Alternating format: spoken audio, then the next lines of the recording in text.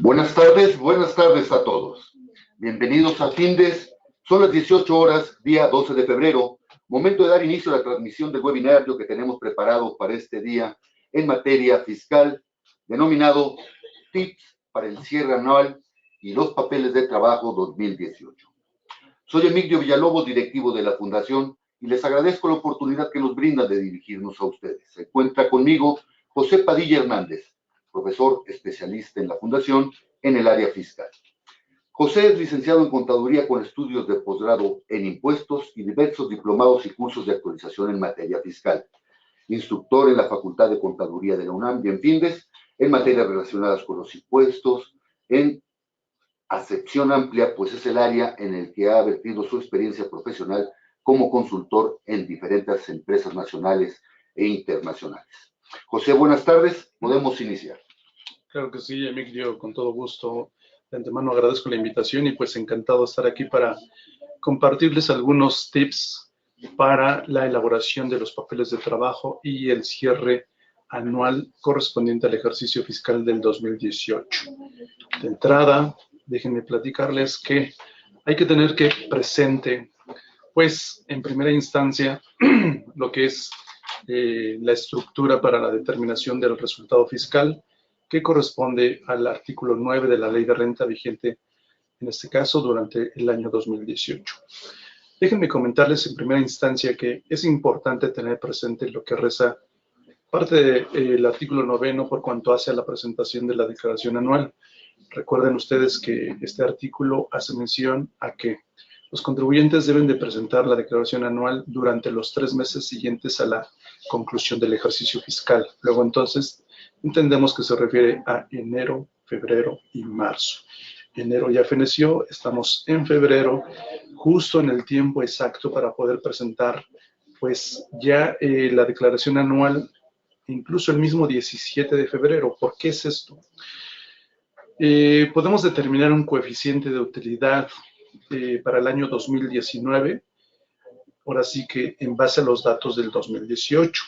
Si es el caso de que el coeficiente de utilidad para los pagos provisionales del ejercicio 2019 es inferior, evidentemente que nos conviene presentar la declaración anual, pues durante estos días o a más tardar el día 17 de febrero. ¿Por qué 17 de febrero? Porque es el tiempo en que tengo que presentar el pago provisional de enero 2019. Por otro lado, puede ser el caso que durante el 2018 determine una pérdida fiscal. Luego entonces, esta la puedo ocupar para los pagos provisionales 2019.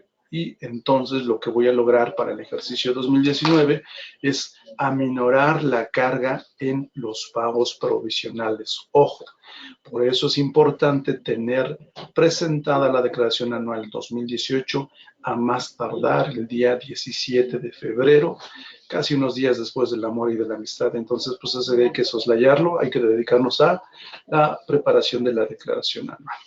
Bien, si ustedes observan en esta primera lámina, es la estructura para calcular el resultado fiscal. Ustedes dirían, ¿y qué importancia tiene ello? Pareciera que no, pero cada uno de los renglones que aparecen aquí tiene sus peculiaridades. En este caso, en ingresos acumulables, les voy a poner un ejemplo de cada uno de los renglones para que quede un poquito más claro, para los famosos tips. En cuanto a ingresos acumulables, la ley en el artículo 18 me señala los otros ingresos acumulables. Se ha observado en la práctica que cuando un contribuyente enajena activos fijos, acumula el total del precio pactado en pagos provisionales. Esto es incorrecto porque el 18 te dice la ganancia y la ganancia es el ingreso acumulable y el ingreso acumulable es ingreso nominal. Luego entonces lo que tienes que acumular es ganancia, no ingreso nominal. Puede ser el caso que al momento de aplicar la mecánica, lejos de determinar una ganancia, tienes una pérdida. Luego entonces en pago provisional no acumulas nada. Eso es importante para el cálculo anual. ¿Por qué? Porque entonces aquí por un lado presentamos el ingreso y la deducción por cuanto hace al saldo por redimir. Entonces aguas con estos conceptos. Deducciones autorizadas. Inversiones, ahorita vamos a ver el caso en inversiones que de repente aplican de manera incorrecta el procedimiento a que se refiere el artículo 31 de la ley de renta. El artículo 31 hace mención a que la deducción o los porcentajes para aplicarse son sobre el monto original de la inversión. Caso específico, compro un automóvil, vale, me costó 500,000 pesos. Y en atención al artículo 36, fracción segura de la ley de renta, tengo que respetar el límite de los 175,000 pesos. Ojo, estos 175,000 son el total de lo que yo puedo deducir de este automóvil. Ello no quiere decir que a los 175 le aplico el 25%. Esto es incorrecto. Aquí hay una mala interpretación de la ley. Serían sobre los 500,000 el 25%, y lo que me resulta es lo que yo podría deducir en el primer ejercicio fiscal. Claro, la ley ya se menciona por meses completos y hago toda la mecánica. Son parte de los tips que yo quiero compartirles para que tengamos cuidado en cuanto a la aplicación de la ley. Costo de ventas, pues a lo mejor alguno que nos escuche que sea, fíjense, paren la antena. Si tenemos aquí alguien que nos esté escuchando y que esté prestando servicios por outsourcing, es decir, de los servicios señalados en el 15A de la Ley Federal del Trabajo, ojo aquí, ¿por qué? Porque su deducción fuerte pues es la nómina. Y aquí hay que tener presente el artículo 28, fracción 30, que hace mención a los no deducibles. Aquí se refiere básicamente a la no deducibilidad del 53 o 47%, dependiendo del caso, de prestaciones exentas para los trabajadores. Ojo, para las prestadoras de servicios, esto no le es aplicable. ¿Por qué? Porque mi costo, es decir, lo que yo le pago, para mí no es un gasto, es un costo de lo vendido. Luego, entonces, yo puedo hacer deducible el 100% de la nómina. ¿Sale? En cuanto al ajuste anual, pues ahorita vamos a ver la mecánica para que yo les ponga un caso muy específico y quede más claro. La PTU, aquí la PTU ahorita vamos a ver una lámina en donde hay que tener que presente lo que acabo de comentar por cuanto hace la deducibilidad parcial de la nómina. Pérdidas fiscales, lo que acabo de comentar, si determino una pérdida fiscal durante el ejercicio 2018, es dable aplicarla a partir del primer pago operacional 2019. Solo hay que tener presente los dos momentos de actualización. La primera que va de julio a diciembre de 2018 y la siguiente que sería de diciembre de 2018 al último mes de la primera mitad del ejercicio en que la ocupe. Así determina su resultado fiscal y aquí viene algo interesante, miren ustedes, incluso está en rojo, acreditamientos diversos. Siempre tengo la maña yo de decir que no es lo mismo que lo mismo. ¿A qué voy? Cuando yo determino el ISR causado, tengo derecho a disminuir los pagos provisionales que hice durante el ejercicio fiscal, entre ellos los pagos provisionales del impuesto sobre la renta. Y vamos a poner el caso, si yo pago dividendos, la ley de renta en el artículo 10 me dice que tengo que pagar un impuesto sobre la renta por esos dividendos.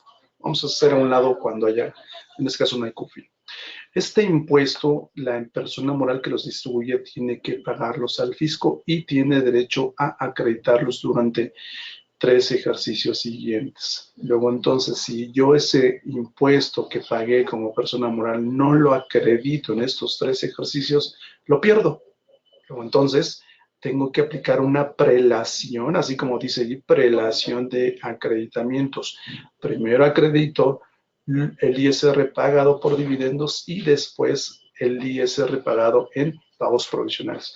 Vamos a poner el caso que el ISR causado es igual que el ISR pagado por dividendos y en ese mismo ejercicio lo agoto. Ok, todo lo que pagué en pagos provisionales se convierte en un saldo a favor y recuerden ustedes que en términos del artículo 22 del Código Fiscal tengo hasta 5 años para poderlo ejercer, no así en ISR por dividendos, que solamente serían 3 años. Esto que les digo ha sido dirimido en tribunales. Luego, entonces, hay precedentes judiciales que versan sobre este tema y que obviamente coinciden con la opinión que les estoy dando, no porque yo la esté diciendo, sino porque al final del día, si interpretas la ley, a esta conclusión es a la que podemos llegar. Así también hay un criterio interno por parte del SAT que te dice, sí es cierto, chaparrito, tienes derecho primero a acreditar el ISR por dividendos, ¿sale? Entonces nos vamos a la siguiente lámina para que ustedes vean lo que les comentaba. Para determinar la PTU a los ingresos por los cuales estoy obligado a pagar impuesto, puedo restarle los no deducibles por concepto de prestaciones exentas de acuerdo al artículo 28, fracción 30, para determinar los ingresos acumulables y entonces disminuyo las deducciones que va a ser, y ya me da entonces la base para PTU, a la cual aplico el 10%. Tips rápidamente. Fíjense, esto es muy importante. La base para el cálculo de los impuestos es la contabilidad. Luego entonces tengo que poner una atención enorme a lo que me dice el artículo 28 del Código Fiscal y el 33 del reglamento del Código Fiscal, porque en ese 33 me dice cómo se integra la contabilidad. Luego entonces por cada registro debe de haber un soporte. Eso es importante precisamente porque tengo obligación de subir la contabilidad del portal y así evitar futuras sanciones. Recuerden ustedes que una multa puede ir hasta 15,000 pesos. Tener conciliados los saldos de bancos, esto es importante para IVA. Como el IVA, una regla general es que se causa sobreflujo, luego entonces tengo que tener plenamente identificados todos mis registros en mi contabilidad y obviamente conciliados contra los estados de cuenta bancarios. Para IVA es importante y obviamente porque dentro de la conciliación pues pueden por ahí saltar algunos registros que no tenga yo considerados. Al cierre viene algo muy importante en cuentas por cobrar. Clásico pasa de que, oye, ¿por qué está muy inflada la cuenta por cobrar? Me meto ahora sí que a la panza y resulta que tengo algunas cuentas que ya no puedo cobrar. Bueno, pues hágale provecho. La ley de renta en el artículo 27, fracción, el 27, que es el de los requisitos, fracción 15ª, te dice cuáles son los requisitos, los tiempos, etc. Y pues ahí puedes aminorar la carga fiscal para el ejercicio 2018 si es que por ahí te resulta alguna cantidad considerable para el pago del impuesto, ¿sale? Igual los anticipos. En anticipos a clientes, cuidado porque puede ser un ingreso que estés omitiendo y el día de mañana pues te sale más caro que las albóndigas. Igual los pasivos tienes que tener muy bien conciliados porque para cuando se trata de pasivos sociedades civiles, pagos a sociedades civiles, recuerda que un requisito es que lo hayas pagado. Por eso, importante la contabilidad y obviamente aquí está más adelante, pero antes de que se nos agote el tiempo, recuerden ustedes que ahorita está de moda el famoso 69 del Código Fiscal, que quiere decir la presunción de las autoridades de que si tú no logras comprobar a través de la contabilidad y de los asientos la materialidad de las operaciones, ojo, porque si te aplican el 69B, pelas. Las deducciones van para atrás y en consecuencia el resultado fiscal se dispara, por consecuencia el impuesto sobre la renta, y las multas, imagínate. Otra deducción, hay que tener presente el decreto que se publicó allá por enero de 2017 para que si tú realizaste alguna deducción, alguna inversión en bienes nuevos, en activos fijos, sácale provecho. Dice la ley, la puedes deducir en un solo ejercicio. Los dividendos, con eso de que tengo que enviar la contabilidad cada mes al SAT, hay que tener cuidado con las famosas cuentas por cobrar, porque por ahí puede estar oculto algún pago que hice a los deudores, entre ellos los accionistas, y pues se pueden considerar como dividendos ficticios. Luego entonces, pues rescata los comprobantes para poder registrar y cancelar los deudores y registrar la erogación correspondiente. Entonces, eso es muy importante. Los saldos a favor, eso es importante para la famosa compensación o devolución. Nada más aquí hay que tener presente que ahora la compensación universal a través del artículo 25, fracción 6 de la Ley de Ingresos para el 2019 ya no opera para este ejercicio. Si tú tienes algún saldo como saldo a favor a diciembre de 2018, sí lo puedes ocupar para ese 2019. Incluso, yo me atrevo a decir, contra retenciones, de acuerdo a una sexta modificación a la resolución miscelánea publicada el 31 de enero. Si tú te vas a estas reglas, de ahí se desprende que puedes hacer lo que digo. Para los saldos a favor generados en 2019 ya no pueden ser compensación universal. Aquí aplicaría un dicho coloquial que dice los niños con los niños y las niñas con las niñas. Ya no puedes mezclarlos. Las cuentas fiscales, pues es importante tener muy bien controladas las cuentas fiscales porque es una forma para retribuir a los accionistas de la empresa, sea pago de dividendos o reducción de capital. Cuando tú haces la declaración anual, en muchas de las ocasiones hemos observado que no pelan las cuentas fiscales, es decir, no las declaran en la anual. Eso es muy importante. ¿Por qué? Porque es el soporte con el cual tú le vas a dar salida a los dineros de la empresa en favor de los accionistas sin pago de impuestos sobre la renta alguna. Así que, pues, esto es muy importante. Si realizas operaciones con el extranjero, chécate si no hay algún convenio para evitar la doble imposición, porque luego pasa que se realizan algunos pagos y aplicas el título quinto de la ley de renta, pero si hay convenio en algunas o muchas de las veces se dice que la tasa de retención o es inferior o es nula. Entonces, cuidado con esta situación. Las operaciones entre partes relacionadas, de acuerdo a lo que reza el título 6, es importante tener estudio de precios de transferencia entre partes relacionadas. ¿Por qué? Por allá en el 28 que hace mención de los no deducibles, hace mención a pagos entre partes relacionadas. Ojo con este 28 fracción 31 porque hace mención a pagos entre partes relacionadas que si no se cumplen con ciertos requisitos, entre ellos obviamente los precios de transferencia, pues puedes caer en la situación de que este pago no lo vas a poder hacer deducible. Entonces, este punto, luego obviamente ese no es tema de este mensaje, es un tema muy interesante porque aquí se habla de las operaciones híbridas. Entonces, pues en otra ocasión ojalá que tengamos oportunidad de desglosarlo. Bien, a manera de probadita, para que vean ustedes todo lo que se puede manejar en este curso, que es de gran trascendencia para la determinación de su ejercicio fiscal 2018, el artículo 17 te hace mención de los momentos de acumulación. Fíjense ustedes cómo la ley de renta hace mención de anticipo de clientes. Y aquí yo le agrego la parte que está en rojo que dice pago a cuenta. Ojo, no es lo mismo que lo mismo. Anticipo de clientes se refiere únicamente a acumular el importe del anticipo. ¿Por qué? Porque no se conoce el total del precio o contraprestación que se va a pactar como si es en el pago a cuenta.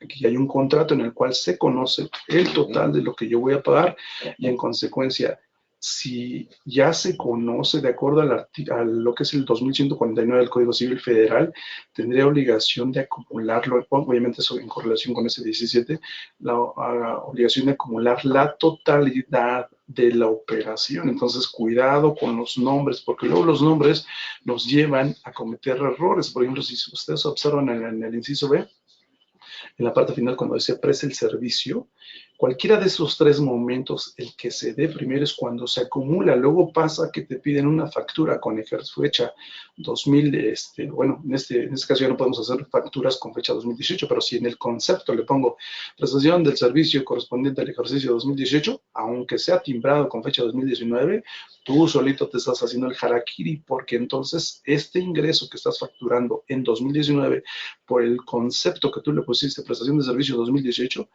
te estarías ahora sí que haciendo el harakiri y tendrías que irte para el 2018 y acumularlo en 2018. Entonces, para que vean la importancia de los nombres.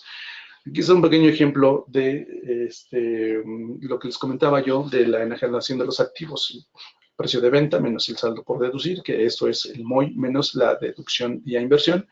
Ahora sí que determina la ganancia acumulable, que es la que tú te vas a llevar al ejercicio. El artículo 25, el listado de las deducciones, lo que les había comentado de las inversiones, los créditos incobrables y así. Muchos otros conceptos que son muy importantes, entre ellos el ajuste anual por inflación. Aquí hay un tema muy importante, que es el de la fracción tercera del 27. Te dice que cuando sean erogaciones superiores a 2,000, debas de contar con el comprobante fiscal y aparte que te muestres que lo pagaste con el sistema financiero. Esto, fíjense qué chistoso.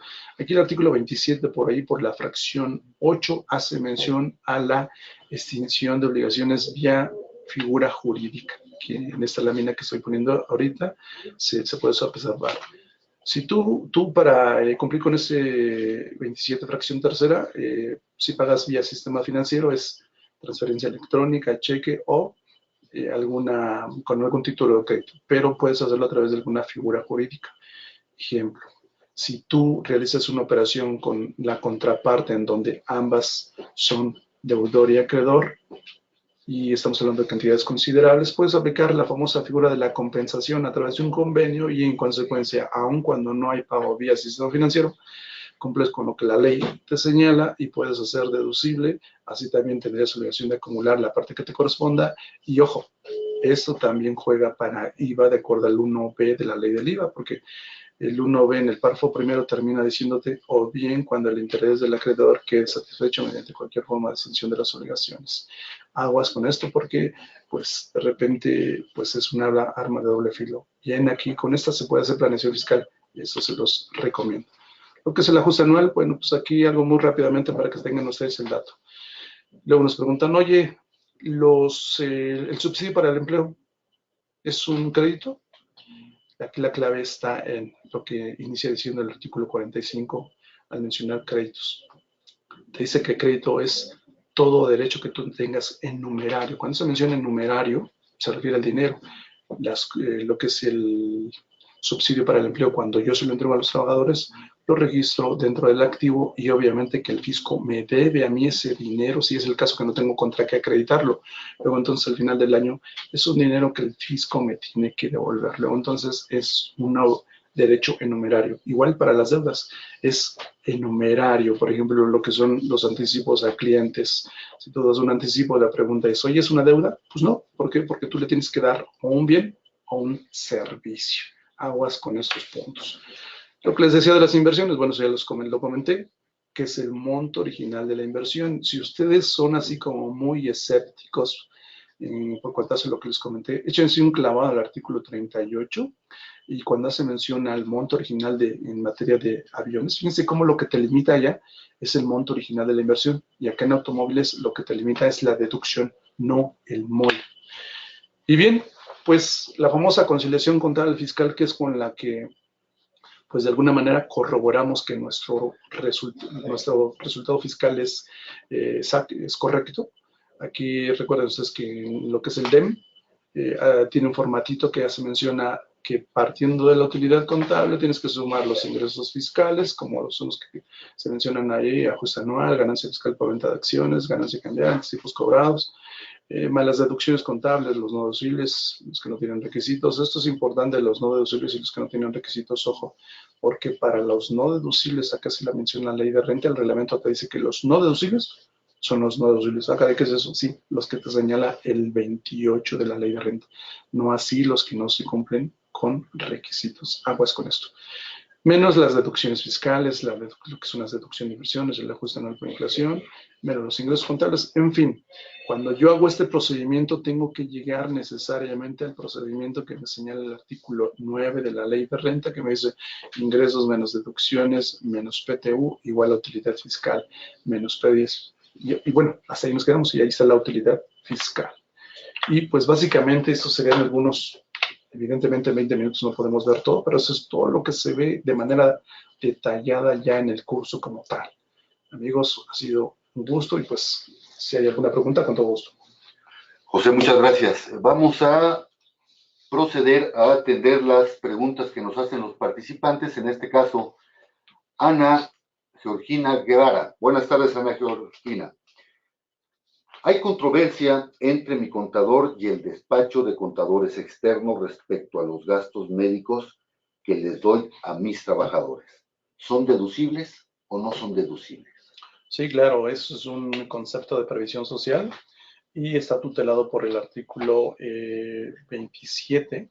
Bueno, dentro del 25 lo que son gastos y el 27 dentro de la fracción 11ª que se refiere a los gastos de previsión social. Por supuesto que son deducibles. Recuerden ustedes que de acuerdo al artículo 7, párrafo 5 de la ley de renta, te dice que es una previsión social y básicamente son erogaciones que el patrón efectúa en favor de los trabajadores para elevar su calidad de vida, no solamente la de él, sino también la de su familia en el orden económico, social, cultural y físico. Gracias, José. Romeo Hernández, buenas tardes. Gracias por su participación. Pagué mercancía a finales del 2017 que me fue entregada junto con su factura en enero del 18. Me dicen que no son deducibles. ¿Por qué? Bueno, la mercancía, recuerden ustedes que ahora es deducible vía costo de lo vendido. Luego, entonces, yo puedo comprar una mercancía, ahorita tomando el ejemplo que comentan, si me la facturaron en 2017 y me la entregan en 2018, el hecho de que me la hayan facturado en 2017 no quiere decir que sea deducible en 2017, sino va a ser conforme al costo de lo vendido, es decir, hasta que yo venda esa mercancía. Gracias, José. Habló usted de la PTU, Jorge Méndez, perdón, Jorge, buenas tardes. Habló usted de la PTU. En una sociedad civil, ¿cuáles son los parámetros para calcularla? Buena pregunta, al igual que las anteriores. La PTU en materia de sociedades civiles tiene un tope. El tope es un mes de salario. Imagínense ustedes una sociedad civil que genere una PTU enorme, los trabajadores van a estar frotándose las manos de que se van a ir de lado, pero se van a ir del lado del coraje cuando les digan que de acuerdo a la normatividad contable solamente tiene obligación de hasta un mes de salario. Jennifer, buenas tardes. Jennifer Gómez, ¿en qué casos el costo de venta se puede deducir por el método de costeo variable? Bueno, aquí tengo que seguir la normatividad, en principio, de la ley de renta. Y esta, de alguna manera, me permite tomar como referencia la normatividad contable, en este caso las normas de información financiera, para que de acuerdo al giro de mi empresa, yo pueda recurrir a estos procedimientos, pero obviamente respetando los requisitos que para la ley de renta te señalan. Entonces aquí te invitaría a que te eches allí un buen clavado en el 39 y hagas uso de los métodos a que se refiere las normas de información financiera. Sergio Robles, buenas tardes, gracias. Sergio nos pregunta, si mi empresa está en liquidación, ¿cómo hago para presentar la declaración? Bueno, es que aquí se presenta una liquidación, bueno, una declaración hasta el momento en que ya se está liquidando la empresa. Recordemos que una empresa, en tanto está en liquidación, se tienen que ir presentando declaraciones provisionales para ir liquidando la parte que me corresponde y hasta el final es cuando la ley me dice, ahora sí presenta tu declaración con la que estás liquidando, pues ahora sí que todos los activos y obligaciones de la empresa. David Méndez, buenas tardes, gracias David. No le entendí el niños con los niños y las niñas con las niñas en materia de compensaciones. ¿A qué se refirió? Me refiero a lo siguiente. Si yo tengo ahora en el mes de enero 2019 determino un saldo a favor de IVA, de acuerdo al artículo 25, fracción 6, inciso B, me dice que estos saldos a favor de IVA solamente los podré acreditar contra saldos a cargo de IVA o bien solicitar la devolución. Ya ni siquiera me permite compensar contra el propio IVA, cosa que no estoy de acuerdo porque yo podría compensar IVA contra IVA, pero recuerden ustedes que la compensación es hacia el pasado. Ejemplo, a lo mejor debo el pago definitivo de diciembre de IVA 2018, no lo pagué, en enero 2019 determino un saldo a favor de IVA, lo que hago es compensarlo contra el saldo a cargo de diciembre de 2018. La ley no lo prevé, pero insisto, tampoco lo limita y eso lo podría hacer. Y en renta ahora, por ejemplo, si yo determino un saldo a favor en el anual 2018, yo no lo puedo llevar contra saldos a cargo de IVA en 2019. A eso me refiero. Laura Méndez, gracias. Laura nos pregunta, según su experiencia, ¿qué tan exacta o confiable es la declaración que viene prellenada en la plataforma del SAT? Bueno, la experiencia nos lleva a que el SAT solamente considera algunas operaciones por flujo. Y recuerden ustedes que las personas morales básicamente tributarían en base a lo devengado. El flujo aplicaría para una sociedad civil, aquí estoy de acuerdo, o una persona física. Ahorita estamos comentando personas morales. Las personas morales las clasificamos, las mercantiles en base a lo devengado y las civiles en base al flujo. Entonces, pues la precarga no es muy confiable que digamos, porque hago mención otra vez del recuerdo de las operaciones con las cuales puedo manejar figuras jurídicas para distinguir obligaciones. Bien puedo generar un ingreso o bien puedo generar una deducción.